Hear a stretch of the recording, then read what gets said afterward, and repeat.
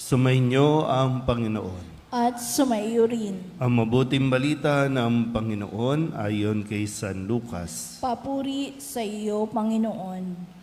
Noong panahong iyon, bumalik na tuwang-tuwa ang 72. Panginoon, sabi nila, kahit po ang mga demonyo ay sumusunod kapag inutusan namin sa ngalan ninyo. Sumagot si Jesus, nakita ko ang pagkahulog ni Satanas mula sa langit, parang kidlat. Binigyan ko kayo ng kapangyarihang tumapak sa mga ahas at mga alakdan at yumurak sa kapangyarihan ng kaaway. Walang makapipinsala sa inyo. Gayunman, magalak kayo, hindi dahil sa suko sa inyo ang masasamang espiritu, kundi dahil sa nakatala sa langit ang pangalan ninyo.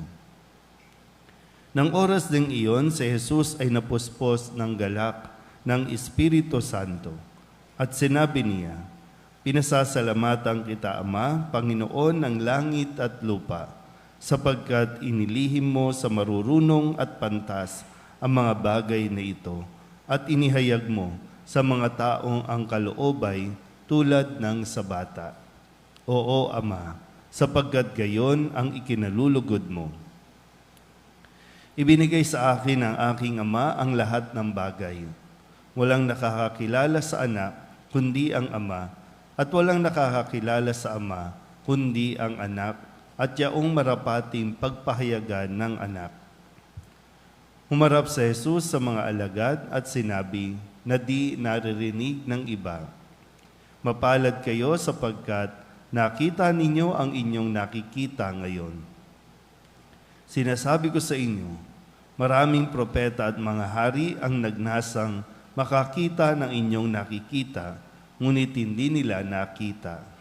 Hinangad din nilang mapakinggan ang inyong naririnig, ngunit hindi nila napakinggan.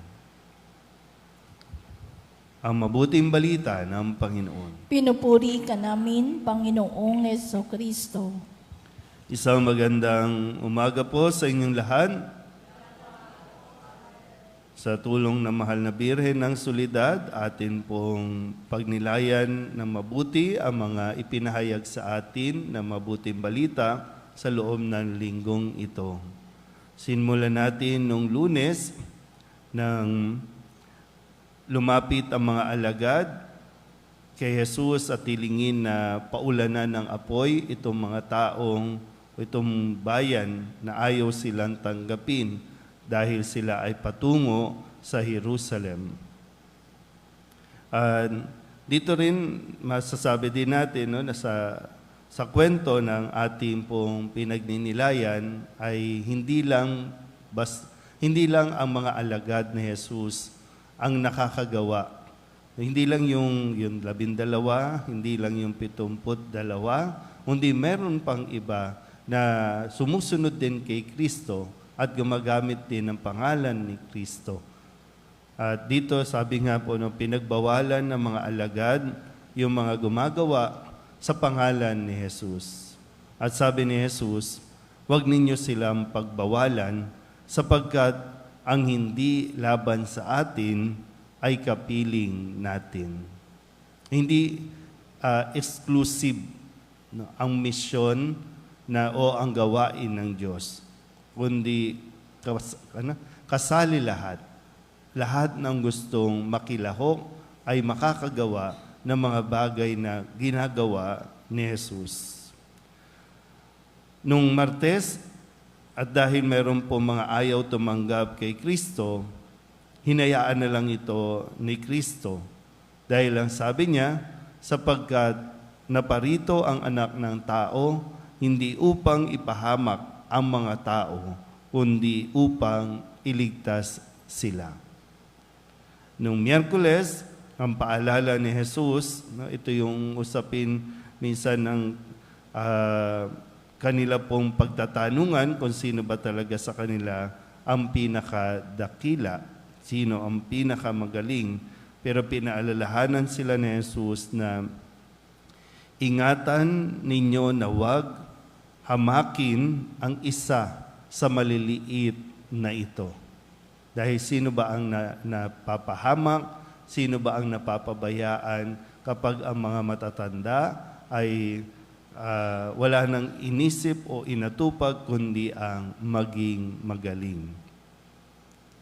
Nung Webes, ang sabi naman sa atin, sagana ang aanihin, ngunit kakaunti ang manggagawa. Sagana ang aanihin, ngunit kakaunti ang manggagawa. At ang sabi ni Jesus, manalangin kayo sa may-ari ng ubasan para mas marami pa ang makilahok sa gawain ng pagpapahayag ng mabuting balita. Kahapon, pinaalala din ni Jesus na ang nakikinig sa inyo'y nakikinig sa akin.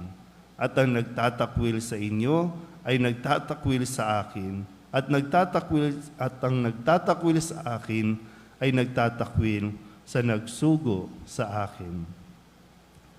At ngayong araw, narinig natin na pinaalala ni Jesus sa kanyang mga alagad, magalak kayo hindi dahil sa suko sa inyo ang masasamang espiritu, kundi dahil sa nakatala sa langit ang pangalan ninyo. Yung realidad pala na ipinapaalala sa atin na kahit mayroon tayong mga nagagawang malalaking bagay, katulad halimbawa ng papalaya sa masasamang espiritu. Malaking bagay po yan. Makapagpagaling ka na may sakit sa pangalan din ni Jesus, pero hindi lahat ay nakakarating sa langit. Kaya yung kailangan natin na maging pinaka-goal ay yung at ipagpasalamat ay kung pagdating ng huli, pagkatapos ng buhay natin dito, ay kung nakatala o nakalista ang pangalan natin na makakapasok sa langit. Gaya ng nasabi ko, na hindi lahat ng magaling ay nagiging mabuti. Pero kung tayo ay nagpapakabuti, kayang-kaya natin maging magaling sa paningin ng Diyos. Huwag nating asamin na tayo po ay pasalamatan ng tao. Ang mas mahalaga ay kung natutuwa ang Diyos at nagpapasalamat sa Jesus dahil sa atin pong mga nagagawa. Katulad nawa ng mga 72 na nagbabaling na tuwang-tuwa, nawa ay madala din natin sa Panginoon yung atin pong mga sinikap na pagpapakabuti. Amen?